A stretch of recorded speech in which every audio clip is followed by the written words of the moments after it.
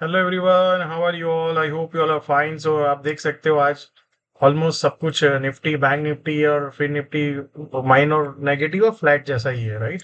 And out performance is in small cap index. So small cap index out performance continuous है last I think 2 दिन में, तो और ज्यादा देखने को मिला अपने को। Yesterday was a big day, today is also a big day, right? मतलब 1% से ज्यादा मूवमेंट है।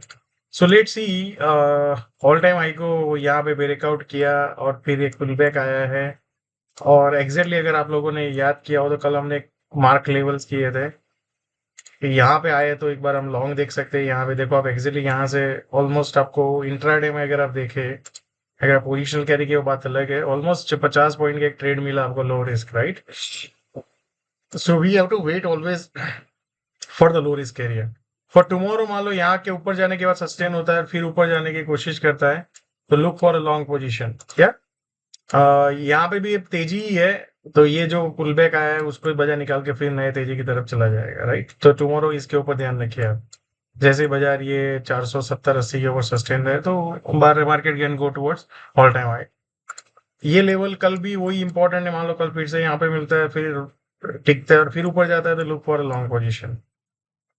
देन 22,320-30 भी एक लॉन्ग पोजीशन का एरिया है, एंड देन 22,222, राइट? तो अभी यही डिस्कस करते हैं, उसके बाद ये भी पॉइंट है, ये भी, बट अभी let's not discuss that, right? So I hope you are clear. Market ये सेलिंग आया था, फिर ऊपर हाई मिला, फिर उसके बाद एक पुल बैक है। क्या मार्केट अब 23,000 की ओर जा रहा है? तो next few days will give us a more clarity. क्या? So let's look at the bank Nifty. Bank Nifty अगर आप देखो तो बैंक निफ्टी ये कैप डाउन हुआ था, आपको याद होगा, उसके बाद कंटिन्यूअस रोलर जिगजैग जिगजैग है। क्या इस बार finally bank Nifty is going towards 49,000? Next few days will give us a more clarity, right? But the trend is up.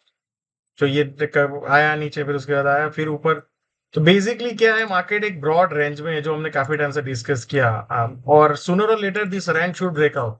या सो लेट्स सी, वीकली भी अगर आप देखेंगे, हमने बार बार डिस्कस किया, ये जोन में ही ट्रेड कर रहा है। या तो sooner or later it should break out. Now let's look at smaller time frame जो मैंने मार्किंग करे। ये एक सबसे इंपॉर्टेंट है जो आज यहाँ पे आया, तो यहाँ पे कहीं पे लो रिस्क, तो फिर ऊपर जाने का ये एरिया में लो रिस्क अपॉर्चुनिटी। फिर अगर उसके नीचे जाता है तो 47,380 400 का एक जोन है, यहाँ पे कहीं पे सस्टेन, और फिर ऊपर जाए तो look for a long position. या एंड 47,200।